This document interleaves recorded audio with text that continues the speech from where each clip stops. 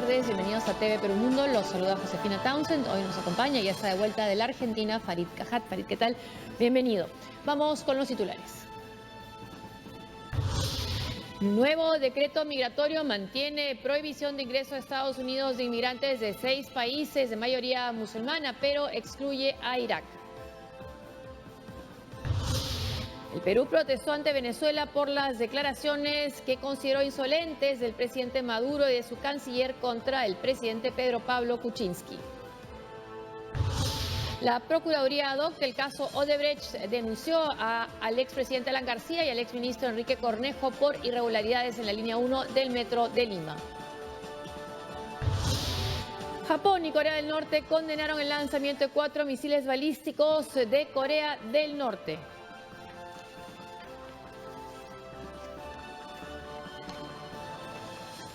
La nueva orden migratoria decretada por Donald Trump. No, vamos con otro tema.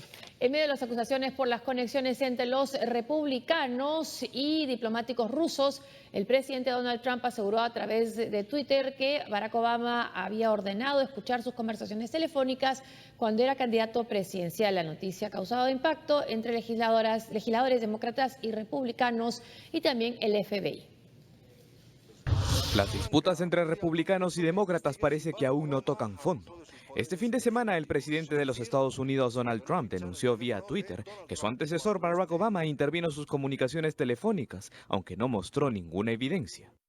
¿Cuán bajo cayó el presidente Obama al chuponear mis teléfonos durante el sagrado proceso electoral? Tipo malo o enfermo, aseguró Trump en un tuit en el que lo comparó con Nixon en el caso Watergate. La reacción fue inmediata y coincidió con las manifestaciones de apoyos de cientos de simpatizantes de Donald Trump, que salieron a las calles en diversos estados para expresarle su apoyo. Por su parte, un portavoz del expresidente Barack Obama desmintió que haya ordenado interceptar las comunicaciones de Trump en octubre, asegurando que esta es una sugerencia falsa. El líder de la minoría demócrata del Senado, Chuck Schumer, también respondió a esta denuncia. Si el presidente declaró esto sin revisarlo y resulta ser falso, sería algo muy serio. El conservador republicano Ben Sasse condenó esto y dijo que era un asunto muy serio y no se debe jugar con palabras como estas. Si el presidente hizo una acusación sin chequearla, ha hecho una acusación engañosa. Eso no es presidencial. Esto está muy por debajo de la dignidad del cargo. Desde Carolina del Sur, el senador republicano Lindsey Graham ha prometido llegar al fondo de la acusación. Estoy muy preocupado. Estoy preocupado de que nuestro presidente sugiera que un expresidente haya hecho algo ilegal. Estaría muy preocupado por el hecho de que la administración Obama haya sido capaz de obtener una orden legal sobre la actividad de campaña de Trump con gobiernos extranjeros. De acuerdo con The New York Times, el jefe del FBI, James Comey, ha rechazado las acusaciones del presidente Trump y pidió al Departamento de Justicia que desmienta al mandatario republicano, aunque su solicitud no tuvo éxito. Comey está interesado en desligarse de la denuncia, ya que el FBI sería la entidad encargada de realizar las escuchas. Por ello, insistió en que esto es algo que no puede ordenar un presidente, sino que tiene que ser ratificado por un juez federal. Bueno, hay una crónica en el Washington Post que dice de haber tenido las declaraciones de por lo menos 17 fuentes cercanas en la Casa Blanca que cuentan cómo ha sido esta reacción de Donald Trump, que salía muy contento de su discurso ante el Capitolio, que recibió aplausos, incluso que fue aplaudido al llegar a la Casa Blanca y que solo escribió en su cuenta de Twitter "gracias" en mayúscula, cuando amanece al día siguiente y ve que hay estas denuncias contra su fiscal general de haberse reunido con el embajador ruso. Y entonces que de ahí ha venido un poco esta reacción que ha sorprendido incluso a su gente más cercana. Bueno, la hipótesis que algunos medios manejan, uno de ellos, la revista británica The Economist, es que es una maniobra diversionista, ¿no? Básicamente, en un momento en el cual el propio Trump ha admitido que fueron fuentes rusas las que hackearon las cuentas de correo electrónico del Partido Demócrata. Su asesor de seguridad nacional ha tenido que renunciar por haber mentido respecto al hecho de que no solo se reunió o tuvo conversaciones con el embajador ruso, sino que habló del tema de las sanciones, cosa a la que no estaba autorizado, que él era parte de una gestión entrante no estaba aún en ejercicio del cargo. Y por último, cuando el fiscal general, acá sería ministro de Justicia, admite haberse reunido con el embajador ruso en los Estados Unidos, cosa que no mencionó durante su comparecencia, pese a haber preguntas directas sobre el tema en las audiencias del Senado. Esto sería un intento de desviar la atención. Claro, eso presumiendo que no sea una más de las, digamos, bravatas de Trump producto de reacciones coléricas basadas en información poco confiable, porque básicamente toda la información disponible viene o bien de un comentarista de radio de extrema derecha o bien de Breitbart News, la agencia creada por o administrada por Stephen Bannon, ninguna de las cuales es una fuente confiable de información. Entonces, no hay ninguna evidencia que confirme lo que sostiene Trump. Ahora, es un tema especialmente sensible y siempre lo es el espionaje telefónico, el chuponeo, como le decimos nosotros, pero más en Estados Unidos porque está el precedente de Richard Nixon, el presidente. Claro, pero Nixon intervenía a teléfonos sin orden judicial y con propósitos estrictamente políticos. Simplemente, claro, el argumento aquí de algunos es, suponiendo que fuera cierto, había esta presunción de que Rusia estaba interviniendo en el proceso electoral y que miembros de la campaña de Trump habían tenido vínculos con el gobierno ruso en ese contexto. Entonces, suponiendo que se haya pedido una orden judicial, que es lo que se dice se habría hecho, con lo cual la decisión ya no es ilegal, porque fue el juez finalmente el que decidió que se intervinieran los teléfonos, había un caso probable, ¿no? Una razón que justificaba la intervención. El tema, sin embargo, es que Obama, que habría dado la orden, perdón, que habría hecho el pedido, el ejecutivo que él presidía, habría hecho el pedido al Poder Judicial, a una corte especial para estos menesteres, niega haber pedido ese fallo o esa decisión a la corte. El FBI, ¿no? El Federal Bureau of Investigation, que tendría que haber realizado la intercepción o interceptación telefónica, niega haberla hecho, niega además haber recibido un pedido en ese sentido. El ex jefe de Seguridad Nacional, que podría haber intervenido para ese propósito, también lo niega.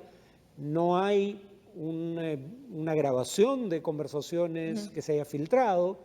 La pregunta es entonces, ¿cuál es la evidencia? ¿No? Claro, y si no la hay y puede ser criticado por esto, en todo caso, la última medida que ha tomado puede ayudar nuevamente a distraer la atención, que es esto que vamos a presentar. Claro. La nueva orden migratoria decretada por Donald Trump que prohíbe la entrada al país de inmigrantes de 6 países de mayoría musulmana, excluyendo en esta ocasión a Irak. Este país fue retirado de la lista por la lucha de su ejército contra, o de algunos iraquíes contra el Estado, no, de su ejército contra el Estado Islámico. Donald Trump ha firmado la nueva orden ejecutiva que reemplazará al polémico veto migratorio contra países musulmanes. Luego de perder en la corte y tras numerosas manifestaciones contra la prohibición de viajes, el presidente estadounidense ha suavizado el decreto que entrará en efecto el 16 de marzo. Así lo han explicado los secretarios de Estado, Justicia y Seguridad Nacional. Si bien ningún sistema puede hacerse completamente infalible, los estadounidenses pueden tener la confianza de que estamos identificando las maneras de mejorar el proceso de investigación y así evitar que los terroristas ingresen en nuestro país. De acuerdo con Tillerson, luego de la orden ejecutiva bloqueada por la justicia, consejeros del Departamento de Estado y oficinas diplomáticas de seguridad revisaron el decreto para identificar las medidas adicionales que permitan reforzar la investigación de aquellos que buscan ingresar a los Estados Unidos. Y mientras el secretario de Seguridad Nacional John Kelly ha dicho que trabajarán para implementarla y hacerla cumplir de manera respetuosa y humana, el fiscal general Jeff Sessions ha defendido la legalidad de esta orden. El Departamento de Justicia cree que esta orden ejecutiva, al igual que la primera orden, es un ejercicio lícito y adecuado en la autoridad presidencial. A diferencia de la anterior, esta nueva orden ejecutiva excluye a Irak de los países prohibidos de viajar a Estados Unidos, pero mantendrá a otros 6 países: Siria, Libia, Yemen, Somalia, Irán y Sudán. Además, ya no se aplicarán a los residentes legales de los Estados Unidos o los que tengan un visado válido para entrar en el país antes del 27 de enero. También no tendrá aplicación inmediata, sino que entrarán en vigor en 10 días. En el caso de los sirios ya no tendrán una prohibición indefinida de recibir estatus de refugiados y se elimina del decreto todo lo vinculado a la discriminación por religión. Para los abogados de la Unión Estadounidense por las Libertades Civiles, ACLU por sus siglas en inglés, la medida del presidente Trump no es lo suficientemente buena. La nueva orden ejecutiva no elimina el problema central de la Constitución. En nuestra opinión, esta se basa en discriminación religiosa y esta orden también. Así que seguiremos desafiándola. Los representantes de la comunidad estadounidense de musulmanes aseguran que la orden ejecutiva de Trump aún estigmatiza a los creyentes del Islam. Por su parte, el Procurador General del Estado de Washington dijo que en los próximos días decidirán los pasos a tomar sobre la nueva orden ejecutiva de migración.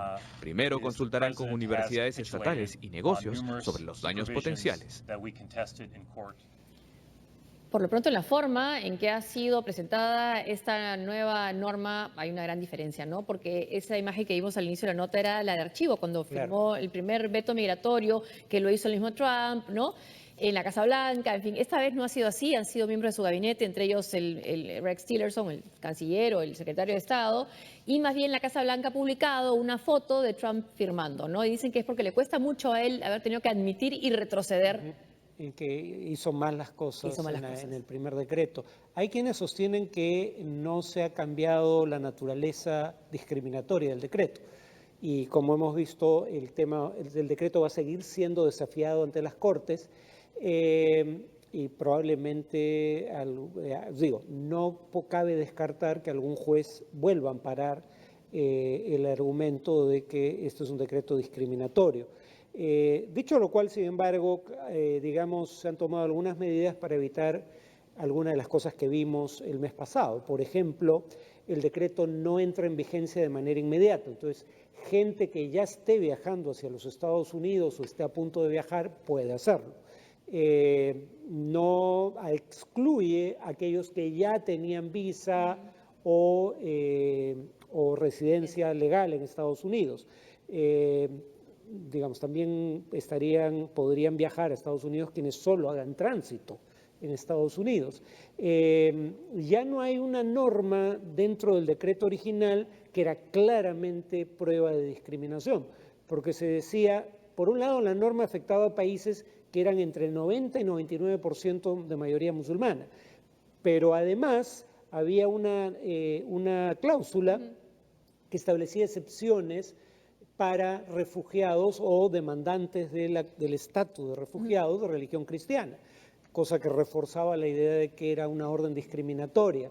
Entonces, ha habido algunos cambios y presumiblemente se ha consultado con juristas y ha cambiado lo suficiente como para que probablemente esta vez la Corte sí pase el desafío, la orden sí pase el desafío que se va a plantear ante las Cortes, pero eso está por verse.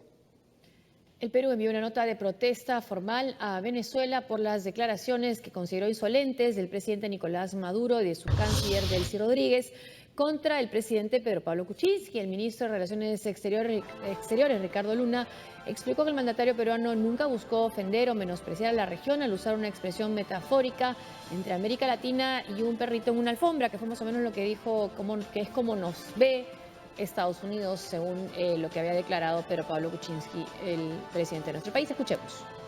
El presidente de Venezuela con una nota de protesta formal. Y al respecto quisiera aprovechar que agradezco el apoyo unánime de los congresistas en esta actitud que nosotros vamos a asumir. Fue una expresión idiomática o metafórica que se usa en encuentros académicos que quizás puede haber sido interpretado de alguna manera como lo interpretó. No sé si realmente o interesadamente el presidente Maduro como un insulto a América Latina, cuando en realidad lo que dijo es que América Latina en su conjunto es un área que no tiene elementos adversariales con Estados Unidos si se compara con las crisis del Oriente Medio, Siria, etcétera. Veamos ahora lo que dijo la canciller venezolana Delcy Rodríguez sobre las declaraciones en Princeton del presidente Pedro Pablo Kuczynski. Kuczynski, usted es un cobarde que se atrevió a mancillar la memoria de nuestro comandante Hugo Chávez. Es de poco hombre, le dije, en mi país es de poco hombre hablar de los muertos. y que también se atrevió a agredir el gentilicio latinoamericano. Y yo le digo que aquí el único perro simpático que hay es él. Al igual que otro cachorro que ya pasó a ser otro perro del imperio, que está en la OEA, que son los únicos que simpáticamente le mueven la cola a sus amos imperiales. Esto ha sido un evento recordando a Hugo Chávez, ¿no? Que ha sido una reunión en Venezuela conmemorando su muerte. Y claro, de repente no ha sido la más, no sé, la forma de decir de Pedro Pablo Kuczynski, nuestro presidente, cómo es que Estados Unidos supuestamente nos ve, como un perrito en la alfombra. Quizás no ha sido la que más simpática o la más afortunada, pero esta reacción de Venezuela... No, sí fue, en mi opinión, una expresión desafortunada por la metáfora, sí, no por el contenido, porque, por ejemplo, esta idea de que Estados Unidos no considera a América Latina un área de interés fundamental en su política exterior, está claramente reflejada en dos conceptos que usaba Estados Unidos para referirse a la región durante la Guerra Fría, por ejemplo, ¿no? Strategic denial era uno de ellos, algo así como negación estratégica, pero básicamente lo que eso implicaba era no queremos que América Latina caiga en manos de la Unión Soviética o que partes de América Latina tengan influencia en la Unión Soviética. O sea, en otras palabras, América Latina importaba simplemente porque no querías que tu rival estratégico tenerte de vecino al enemigo. Tuviera presencia en América Latina. La otra era benign neglect, algo así como, digamos, nos ignoraban de manera benigna, pero nos ignoraban al fin y al cabo. O sea, no éramos de particular importancia para Estados Unidos. El patio trasero. El concepto es válido, sí. Lo que quiso decir el presidente es cierto, pero claro, la metáfora fue desafortunada. No, fue desafortunada, claro. La otra cuestión es absolutamente absurdo decir que porque alguien juzga el legado histórico de un personaje público, no está juzgando su vida privada. Porque alguien juzga públicamente el legado histórico de un personaje público, es un cobarde o sea, en otras palabras, uno no puede hablar de Napoleón porque ya murió. O sea, es absurdo, eso es francamente estúpido. Esa actitud podría tener algún asidero si tú hablaras de la vida privada de alguien que no era un personaje público después de su muerte, cuando lo conociste y no se lo dijiste personalmente. En ese contexto uno podría estar de acuerdo, pero esto no tiene nada que ver con ese contexto, ¿no? Entonces es francamente absurdo llamar cobarde a alguien porque se pronuncia sobre el legado histórico de un personaje público tras su muerte. Ahora, parece que hubo una competencia un poco en Venezuela también, que el poder ver quién responde de la manera más agresiva contra todo aquel que pueda cuestionar de alguna manera el régimen de Nicolás Maduro. ¿No habrá cierta competencia también entre la canciller y Nicolás Maduro? No lo sé, pero en todo caso es un modus operandi que ya conocíamos desde los tiempos del propio Hugo Chávez. Cohesiona el frente interno asusando el espectro de una amenaza exterior. O sea, eso es muy propio del populismo de derecha o de izquierda. Donald Trump también ve enemigos en todas partes, pero son enemigos externos generalmente. Y quien es un enemigo interior lo es por asociación con el enemigo externo, lo mismo que pasa en el caso de Venezuela. Entonces, el que los decibeles de este tipo de denuncias se hayan elevado probablemente sea reflejo del hecho de que la situación interna es insostenible y hay necesidad más que nunca de tratar de cohesionar el frente interno asusando el espectro de una amenaza exterior. Y recordando la figura de Hugo Chávez. Además, claro. Una pausa y al volver.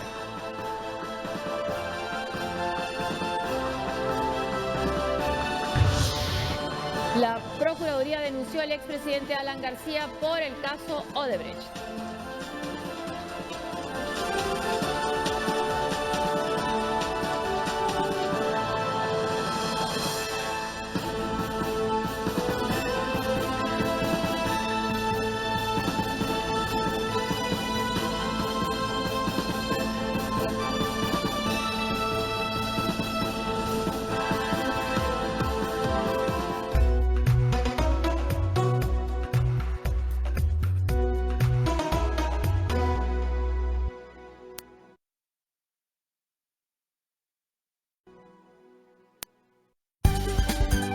¿Qué opinas sobre el uso del Internet?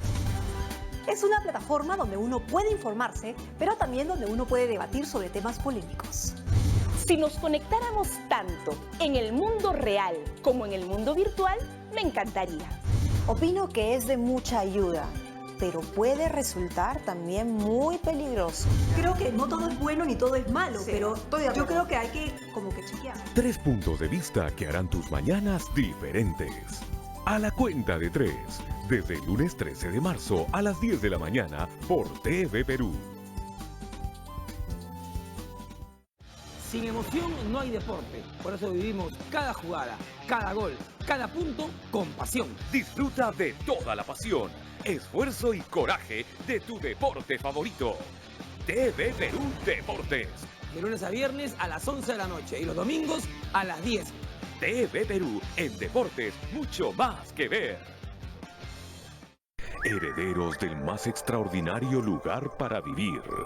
Sin embargo, hay señales preocupantes que nuestro planeta está agonizando. Esto ha sido causado por la mano del hombre. Es hora de hacer un cambio. Los ciudadanos tienen que tener conciencia de lo que es el impacto del cambio climático. Al natural, una mirada analítica sobre la situación de la biodiversidad en América Latina y cómo rescatar los ecosistemas en peligro. Si se acaban los árboles, viene el desierto, se acaba el agua. Al natural, con la conducción de Alejandro Balaguer. Te invito a acompañarme en un viaje a la esencia de América Latina. De lunes a viernes a las 9 de la noche por TV Perú.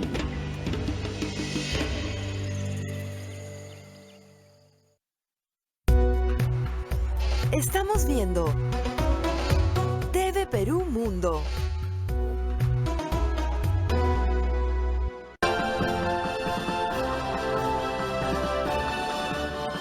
La Fiscalía General de Colombia aseguró que ha recopilado pruebas y nuevas evidencias sobre un posible financiamiento de las dos campañas presidenciales del 2014 por la parte de la firma Odebrecht, basada en testimonios de exdirectivos de esta empresa brasileña en Colombia. La Fiscalía ha podido establecer que Odebrecht le pagó $1,6 millones al publicista Duda Mendoza para que prestara sus servicios a la campaña de Óscar Iván Zuluaga, representante del Centro Democrático, quien compitió con Juan Manuel Santos. Las investigaciones adelantadas por la Fiscalía coinciden con la documentación que se basa en las actuaciones adelantadas por la Procuraduría General de Brasil contra Odebrecht y sus directivos a nivel mundial, que serán dadas a conocer al público el próximo 1 de junio. Propuestas y soluciones cuando se inicie la campaña presidencial. Vecino, que no sufra porque no tiene cómo pagar su deuda. Segundo, vamos a... Y hoy la Procuraduría ha denunciado al expresidente Alan García por el caso de la línea 1 del Metro de Lima. Escuchemos cómo hizo este anuncio la Procuradora. Se ha solicitado contra el expresidente Alan García, contra el exministro de Transportes y Comunicaciones, Enrique Cornejo y Osvaldo Plasencia. Aquí hemos formulado una investigación hemos formulado una denuncia por delitos contra la administración pública porque hemos recabado, a consideración de esta Procuraduría, suficientes elementos de convicción que sustentan que se abra investigación a estas 3 personas. Lo único que sí le puedo decir... Tenemos ahora los tweets con las reacciones del expresidente Alan García.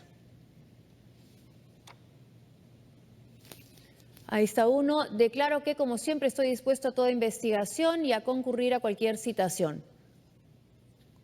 Y este es otro, mis compañeros y amigos, que investiguen lo que quieran, así quedará claro que otros presidentes cobraron, pero Alan García no. Nos acompaña ahora para comentar este tema la periodista Elizabeth Salazar, quien trabaja en investigación en el portal de la web Ojo Público. Muchas gracias por estar con nosotros, gracias. Elizabeth. ¿Te sorprendió ese anuncio de la Procuraduría? Bueno, en realidad la relación que ha tenido el gobierno aprista con los casos de soborno que se han denunciado en parte ya en el Metro de Lima tenían que vincular de algún modo a personajes de mayor rango, no de los que se conocen hasta el momento o están detenidos a la fecha. Lo que ha hecho la Procuraduría es abrir un poco el abanico de la investigación y ellos aseguran que tienen indicios más allá de los que podamos tener nosotros como periodistas, entonces eso lo justifica. poco lo que hablábamos antes de comenzar la entrevista, hay un dinero que sobra, que no se está atribuyendo a ninguna de las cuentas de las personas que han quedado detenidas por ese caso durante el gobierno aprista. Exacto, lo que pasa es que en el acuerdo de culpabilidad que firma Odebrecht y que conocimos todos en diciembre, no se dan muchos detalles, pero sí se habla de dos obras, una que sería la interoceánica con el caso de Toledo, con los 20 millones, y otra obra que se refiere a una obra de transporte público que se habría licitado en ese entonces. A raíz de eso empieza a haber acá detenciones, investigaciones que alcanzan a lo mucho al viceministro de Comunicaciones. Pero, ¿qué pasa debajo de él? Con las cuentas offshore que se empiezan a encontrar y el dinero que se pagó a estas cuentas que pertenecían a un miembro del comité de licitación de la obra y al mismo viceministro de Comunicaciones. El monto hasta el momento que se ha encontrado es 2.5 millones, 2.2 millones. Sí. Entonces lo que falta encontrar es 5.6 millones de dólares. Entonces no se sabe de momento quiénes habrían sido los beneficiarios de este dinero directamente, en qué cuentas están. No, eso está todavía en el limbo, es parte de lo que se tiene que completar en el rompecabezas para confirmar la segunda parte del acuerdo de culpabilidad que se firmó en Estados Unidos. Y entonces si la Procuraduría cuenta con más información, ¿esta habría estado incluida en ese acuerdo de culpabilidad de Odebrecht frente a las autoridades estadounidenses o puede estar viniendo del Brasil? Puede estar viniendo de Brasil porque allí es donde se está teniendo mayor información. El acuerdo de culpabilidad no da mayores detalles en ese sentido. ¿Es un resumen o cómo funciona? No, esto más que un resumen. Ellos tienen un acuerdo de culpabilidad, sí, ahí se detalla cuáles son los países en los que hubo los sobornos y cuáles fueron las obras en general.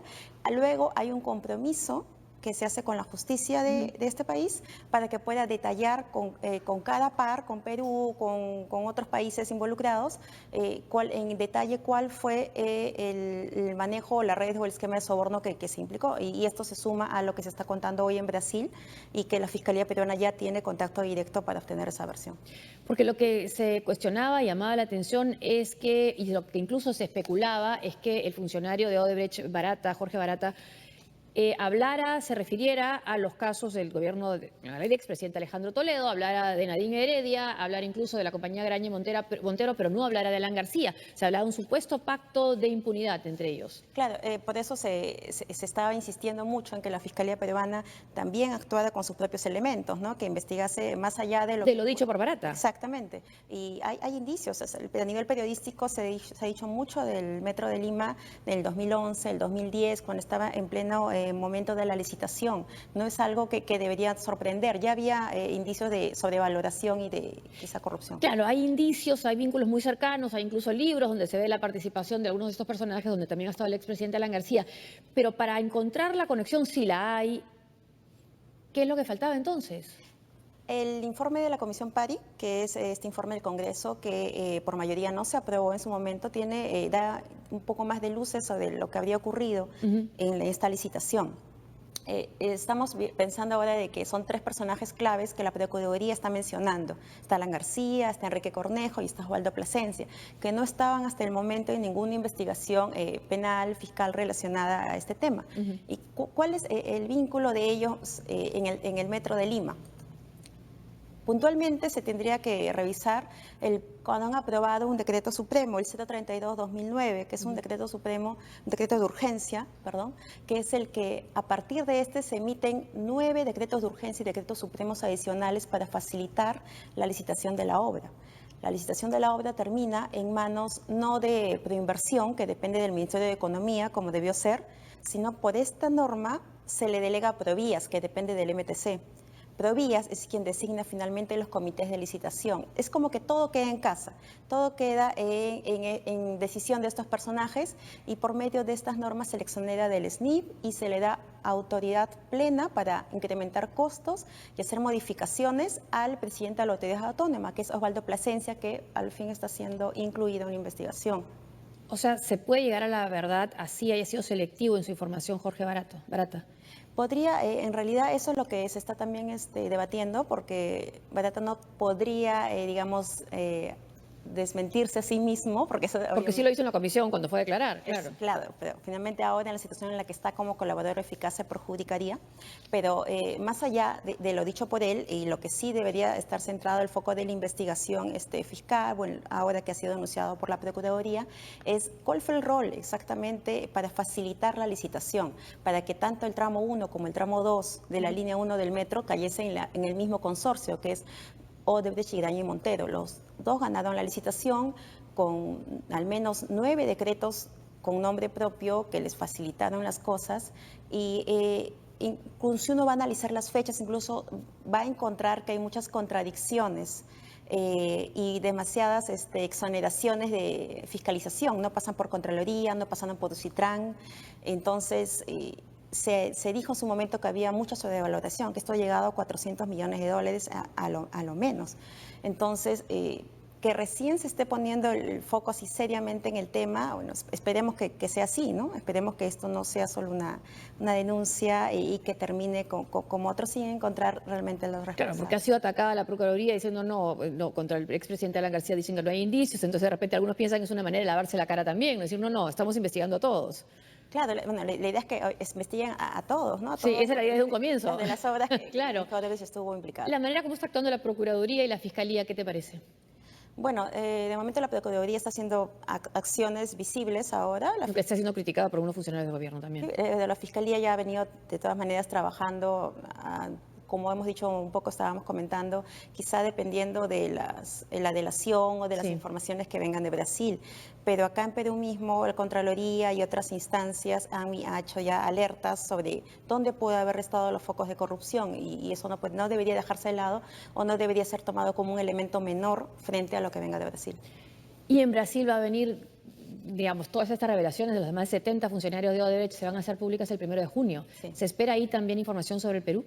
En realidad sí, Odebrecht no solo deberíamos enfocarnos en el Metro de Lima y el Interoceánica, sino estamos viendo todas las obras en qué estado esta empresa, y no solo ellos, hablemos de Camargo Correa, hablemos de OAS, hablemos del Grupo Lavallato como se hace en Brasil. Claro. Es el grupo de empresas brasileñas que estuvieron acá fuertes ingresos, fueron los principales contratistas durante los últimos 3 gobiernos, y entonces deberíamos ampliar también la mirada y no solo periodísticamente, sino en la Fiscalía también. Y la Procuradora también ha anunciado que va a investigar al presidente Pedro Pablo Kuczynski. Escuchémosla.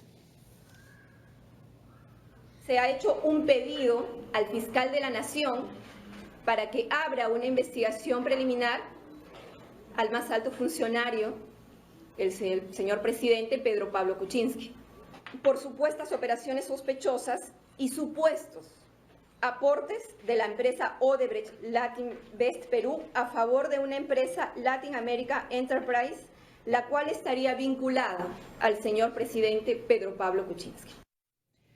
Ahora llama la atención, es el abogado del Estado, ¿no? El procurador. Sí, pero bueno, en realidad... Pero eso no significa que no tenga la independencia para hacer las denuncias. No, exactamente. El rol en sí, teóricamente, del procurador es del Estado, no del gobierno o de quien está ejerciendo el gobierno de turno. Claro. Siempre y cuando esta denuncia pues lleve a aclarar lo que han presentado, entonces no había ningún problema que lo haga. ¿Cómo está haciendo investigar este caso, por ejemplo, para Ojo Público? ¿Hay una comparación con otro tipo de investigaciones que hayan hecho? En realidad, este es un caso complejo porque no solo estamos hablando de corrupción local, es una corrupción transnacional. Se está viendo con otros países, también se puede conversar con colegas de otros países cómo va la investigación, autoridades de otros países. Este caso no ha sido fácil en ese sentido para indagar, digamos, documentos y contratos que vienen de años atrás, incluso décadas atrás, y que en su momento no pueden ser analizadas a fondo si es que no se tiene claro cuál ha sido el rol de cada institución, no solo Contraloría o Citran, son instituciones técnicas, instituciones del Estado que tienen necesariamente que haber emitido informes en su momento y que como periodista tenemos que acceder a lo que se dijo, qué fue en su momento, quiénes estuvieron en ese entonces, qué rol cumplieron y y lo más importante, si del rol que estuvieron pasaron, como nosotros decimos, de puerta giratoria de un cargo a otro, que eso es lo que pasa mucho. ¿Y qué es lo que ha pasado aquí con Osvaldo Plasencia de la Autoridad Autónoma del Tren Eléctrico? Es una cosa importante que sí quisiera mencionar. Él ha sido asesor del despacho presidencial, asesor de Alan García. Al año siguiente pasó a ser asesor del Ministerio de Transportes con Enrique Cornejo y luego al año siguiente pasa a ser presidente de la Autoridad Autónoma del Tren Eléctrico. Entonces son cargos que se empiezan a pasar de mano en mano con la misma confianza. Es como si tuviese que hablarse de un plan o un esquema, ha sido entre ellos. Entonces es como a nivel periodístico esta investigación requiere eso, retrotraer en el tiempo y poner cronológicamente los hechos y hacer una comparación de estos cargos fueron ocupados por quiénes, en qué momento, quiénes fueron sus superiores inmediatos y luego de ellos qué pasó. No dejar de vista al personaje, sino seguirle la pista porque puede que hayan estado en una licitación y luego en otra.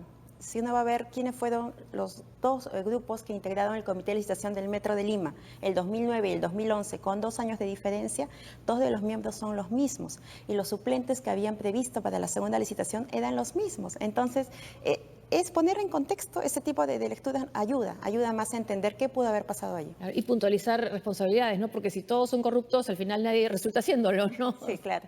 Que sería muy dañino para nuestro país, ¿no? Muchas gracias, Elizabeth, por estar con nosotros. Muchas gracias. Era Elizabeth Salazar, periodista de investigación de Ojo Público. Hacemos una pausa y al volver. El lanzamiento de 4 misiles balísticos de Corea del Norte genera tensión en Asia.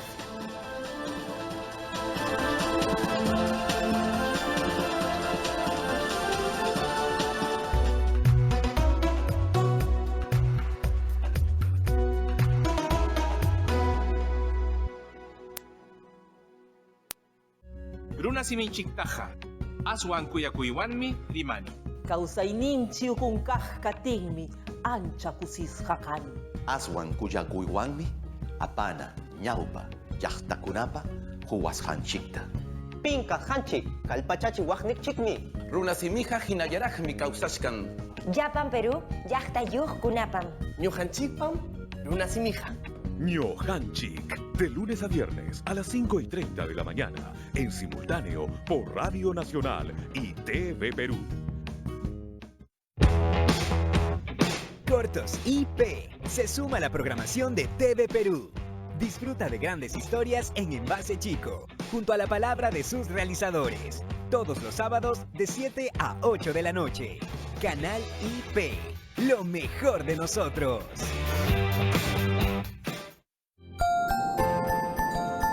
Implicando a la propia comunidad a transformar el entorno en el que viven, hace que las personas empiecen a sentir el espacio como mucho más propio, ¿no?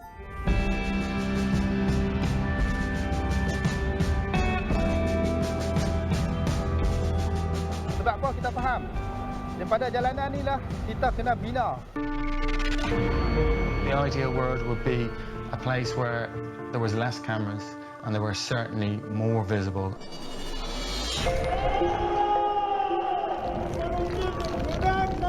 Nuestro futuro hoy, digamos, que siga estando lleno de inspiración y que nos sigamos cruzando con más personas que llenen de color el día a día.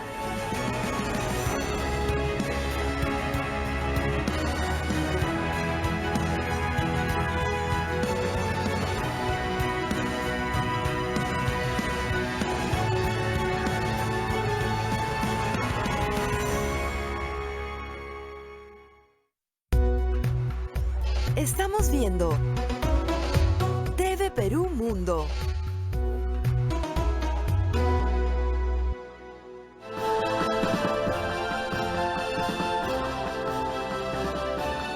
Japón y Corea del Norte condenaron el lanzamiento de misiles balísticos por parte del régimen norcoreano.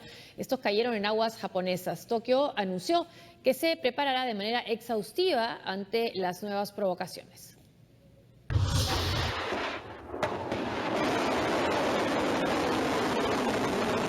Corea del Norte continúa con sus pruebas balísticas alarmando a sus vecinos en Asia y a la comunidad internacional.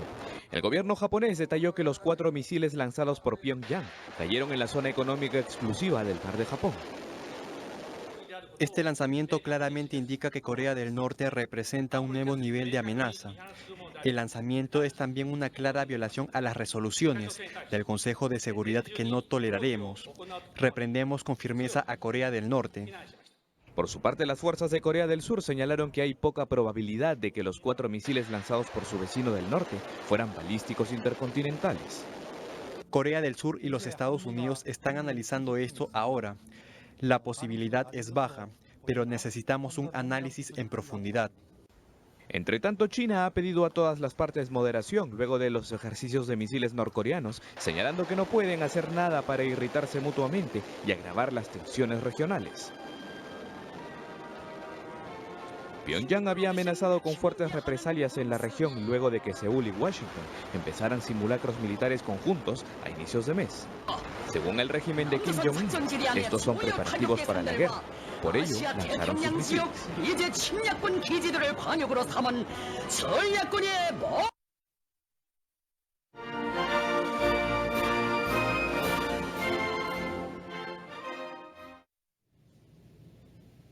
Pese a los cuestionamientos y la caída de su popularidad, François Fillon seguirá siendo el candidato republicano a la presidencia de Francia.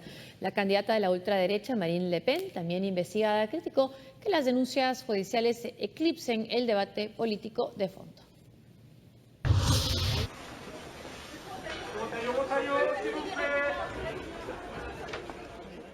Los republicanos decidieron apoyar unánimemente la discutida candidatura a las presidenciales francesas de François Fillon, al que la justicia probablemente imputará por un caso de malversación de fondos. El comité político del Partido Conservador explicó que la decisión se debe a que no hay plan B ni alternativa a su candidatura, pese a que está siendo investigado por contratar con dinero público a familiares directos para labores de asesoría supuestamente ficticias. El propio ex primer ministro francés Alain Juppé, derrotado en las primarias de la derecha, rechazó la posibilidad de sustituir a su compañero de partido en la candidatura conservadora a la presidencia de Francia. Confirmo que no seré candidato a la presidencia. Como lo demostró en el mitin, el núcleo de simpatizantes de los republicanos se ha radicalizado. François Fillon firmó su determinación, pero al mismo tiempo su obstinación.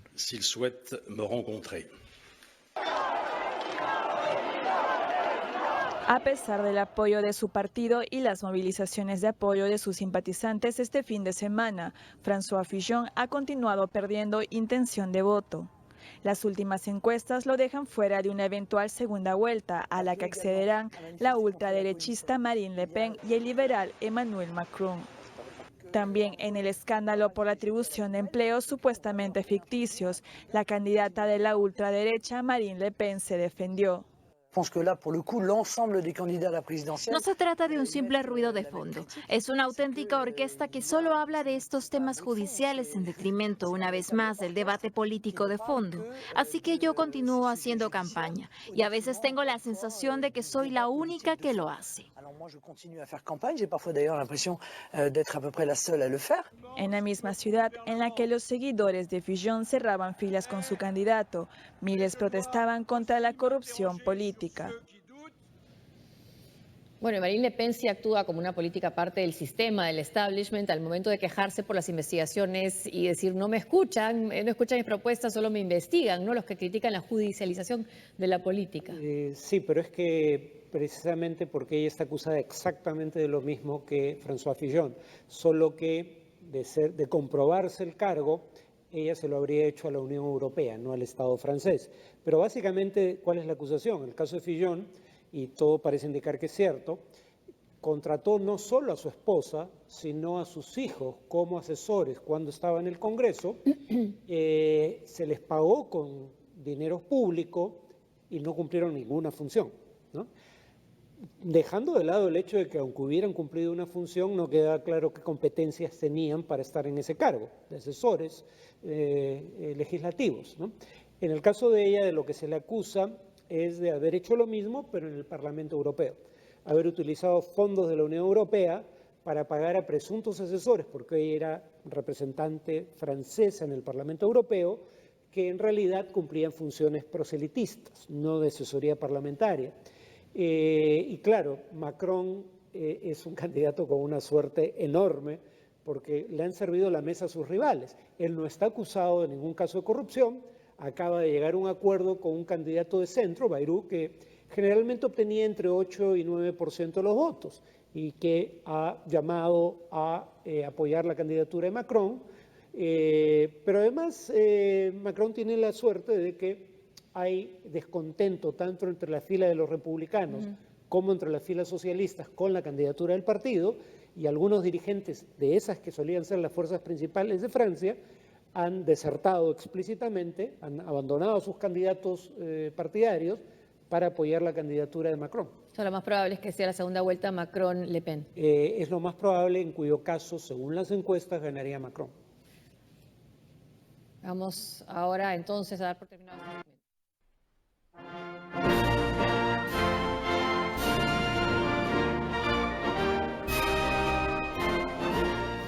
Las supuestas exigencias de las FARC para los campamentos instalados en las zonas veredales, como se llaman, generan nuevos entredichos en el proceso de desarme. El gobierno colombiano señala que hay demandas exageradas, mientras que los guerrilleros denuncian el retraso de las obras. Las FARC exigen al gobierno cumplir con lo propuesto en el acuerdo final de paz. Este lunes, durante una conferencia de prensa, representantes de la guerrilla presentaron un balance sobre las zonas veredales al tiempo que defendieron las cosas que habrían solicitado a las autoridades. Pastor Álape, delegado de las FARC, explicó que hay ciertos materiales enviados a las zonas de desarme que no serían adecuados debido al clima. No es que estemos solicitando materiales con especificaciones que nos generen unas posiciones suntuosas, son cosas elementales.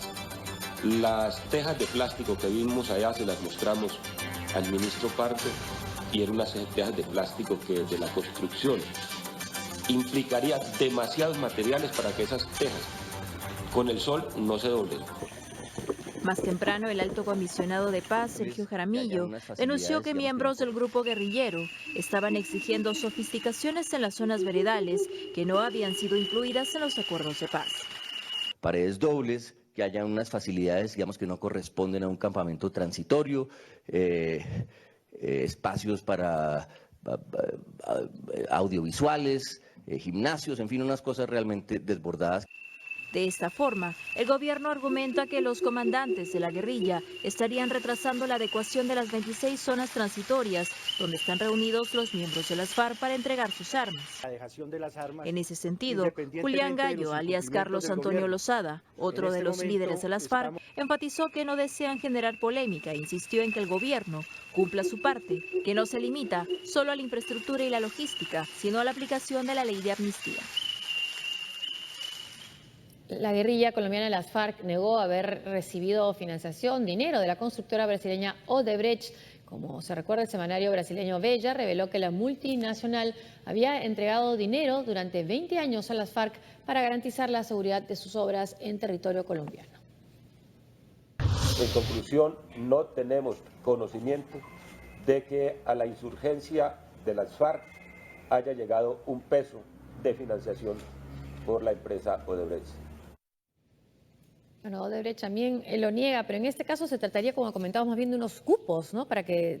Sí, cuando uno ve el mapa de Colombia, las tres grandes ciudades de Colombia, Cali, Medellín y Bogotá, están en lo que se conoce como el Valle del Río Magdalena, o sea, entre dos vertientes de la cordillera de los Andes. Y cuando uno ve el mapa, repito, más allá de al este de esas vertientes de la cordillera de los Andes está la Amazonía colombiana, donde no solo no hay grandes ciudades, sino que la presencia del Estado en general es exigua. Entonces, las empresas que operan en esas zonas, sean mineras, petroleras, hagan obra de infraestructura o cualquiera que sea el giro del negocio al que se dediquen, operan en territorio en el cual hay presencia de crimen organizado y de grupos paramilitares o guerrilleros que obviamente recurren a el chantaje como medio de financiación. Y algunos de estos grupos, del ELN en particular, vuelan oleoductos cada vez que no reciben el dinero o como forma de chantaje para recibir dinero. No quieres que sigas saboteando tus oleoductos, págame. Entonces es perfectamente plausible. Esto se ha hecho y por el tipo de inversión que hizo Odebrecht en esa región, que era carreteras básicamente en lo que se le imputa, suena verosímil. No puedo afirmarlo con certeza, pero suena creíble. Ahora, esto no tendría nada que ver con el caso Lavallato. Es otro tipo de corrupción, digamos. Durante la apertura de la 14ª cumbre de la Alianza Bolivariana para los Pueblos de Nuestra América, ALBA, el presidente cubano Raúl Castro criticó al gobierno de Estados Unidos por su agenda, la calificó de irracional, cuestionando sus planes proteccionistas y la construcción del muro en la frontera con México. Escuchemos. El muro que se pretende levantar en la frontera norte de México es una expresión de esa irracionalidad, no solo contra este hermano país, sino contra toda nuestra región. Expresamos la solidaridad de Cuba con el pueblo y gobierno mexicanos. La pobreza, las catástrofes, los migrantes no se contienen con muros. Una nueva pausa y al regresar.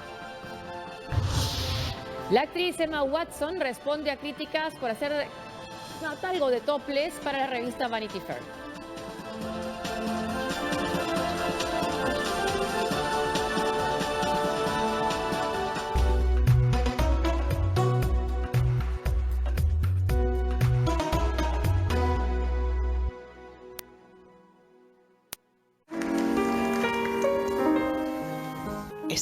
Este viernes 17 de marzo, conoce la intensa biografía de la cantante con voz de oro, Cecilia Bracamonte.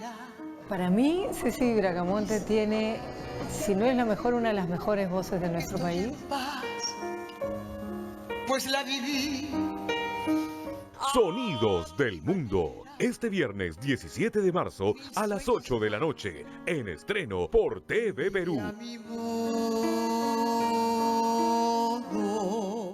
Este sábado en Tercera Llamada. No he sido lo que ustedes hubieran querido tener, pero aún así soy su padre. Y créanme, es prioritario que vengan los tres, a los que siempre imagino en mi destino, en la punta final de la cuerda. Cuerdas. La cuerda significa todo en realidad, ¿no? Ese tambaleo genérico de la vida en que estás caminando y puedes caerte o puedes estar encima y no sabes si vas a llegar hasta el final o qué es lo que hay atrás. Yo camino en el aire para ella. Se divierte mucho viéndome. Es lo que mejor me sale. Hacerla reír. Estos no son tiempos para tener niños al mundo. La vida está muy difícil. ¿Cómo se puede educar a un niño en estos tiempos? ¿Qué sabe uno todavía como para poder enseñarle algo a alguien? Cuerdas. Tercera Llamada. Este sábado a las 10 de la noche. El teatro está aquí en TV Perú. Mucho más que ver. La sociedad peruana es prejuiciosa. Todavía hay situaciones que duelen, como la discriminación, el racismo, el no entendernos y el no comprendernos.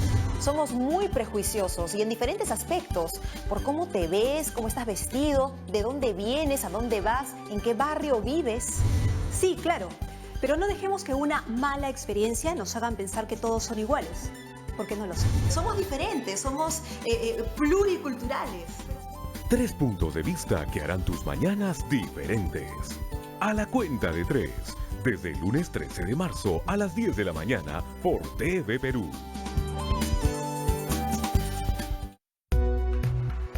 Estamos viendo TV Perú Mundo.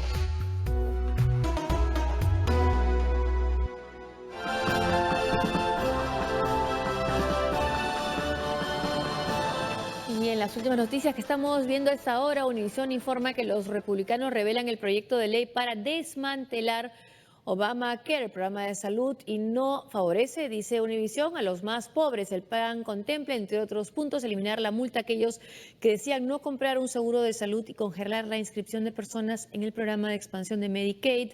a partir del 1 de enero del 2020. Bueno, este es el interés principal de los republicanos, quizás, ¿no? Con el tema con respecto a lo que fue el llamado legado de Obama, ¿no? Pero si tiene esas características, les va a costar políticamente, porque había 3 pilares del Obamacare que hacían que funcionara como conjunto, ¿no? Tú quitas uno de los pilares y se cae todo el andamiaje.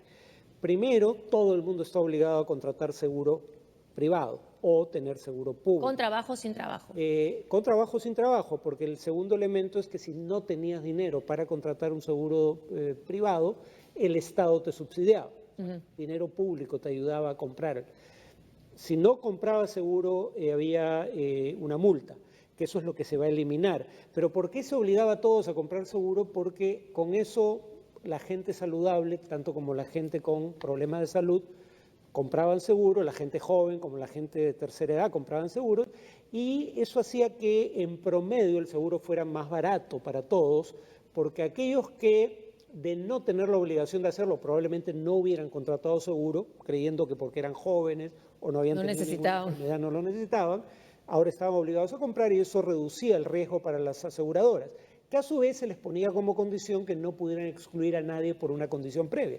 Si tú eliminas el requisito de comprar seguro para todos, lo que vas a conseguir es que aquellos que pidan seguro tengan que pagar primas más altas, porque el pool ya no es tan variado para disminuir el riesgo. En la Argentina ya van quedando listos los preparativos para el paro internacional de mujeres convocado para este miércoles 8 de marzo, fecha que coincide con el Día Internacional de la Mujer. Esta fecha especial servirá para que miles de mujeres se declaren en huelga en casi 50 países con el fin de hacerse escuchar y manifestar su rechazo contra la desigualdad de género, violencia machista y sobre todo feminicidios. Argentina ha asumido un rol protagónico en la lucha femenina a nivel internacional gracias al colectivo Ni Una Menos.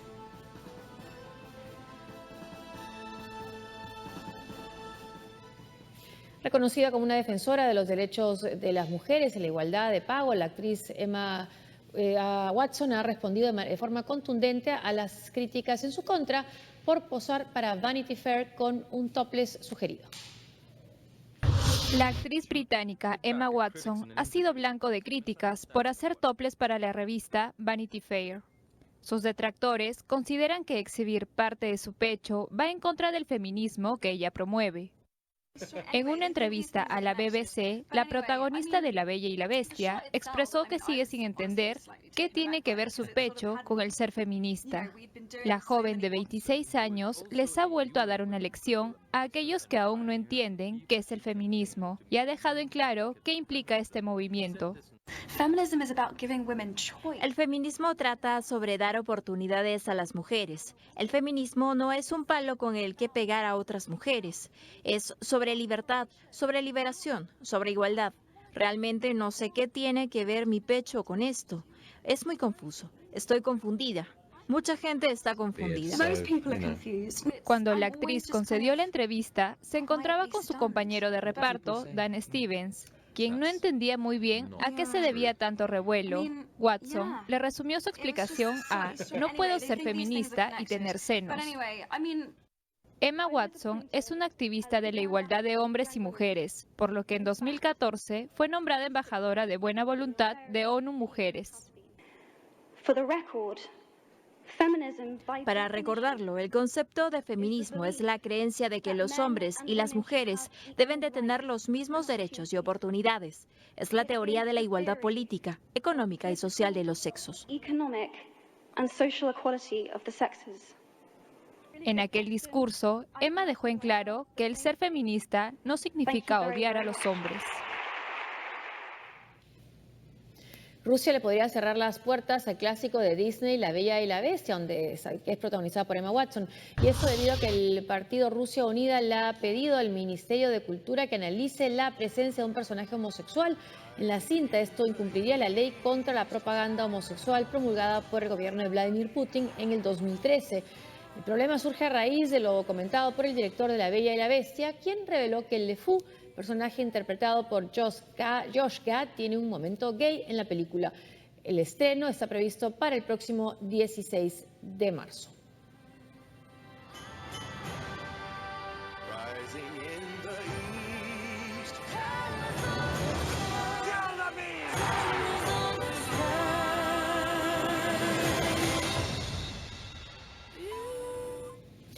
patinador estadounidense Cameron Nash se llevó el título de campeón del mundo en el Red Bull Crushed Ice en Ottawa. El evento estuvo presente el primer ministro de Canadá, Justin Trudeau.